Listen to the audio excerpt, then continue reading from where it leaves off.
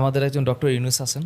এখন আমরা স্বপ্ন দেখতে পারি। পার্সোনালি ওনার সাথে কখনো মিট করিনি। আমার খুব ইচ্ছা আছে এই মানুষটাকে একবার ছুঁয়ে দেখার। ডক্টর মোহাম্মদ ইউনুস এমন একটা মানুষ, তাকে নিয়ে ওয়ার্ল্ডের একটা ব্যক্তি নাই যে সে একটা কথা বলতে পারে। যেই মানুষটা ওয়ার্ল্ড রিকগনাইজ করছে, সে আর যাই হোক আমার দেশের পারতপক্ষে কোনো ক্ষতি করবে না বলে আশা করছি। এবং এই মানুষটাকে সম্মান করেন এমন কোনো ব্যক্তি তো নাই। দেশের এমন একটা ক্রাইসিসে ধরার মতো আর একটা ব্যক্তিও নাই। ইউনুস সাহেবের দরকার আছে নাকি এখানে আসা? উনি তো বলছে আমি না, আমার না বলেন আমি চলে যাই। আপনি আমারে বলেন ইউনুস সাহেব না থাকলে এখানে কে থাক?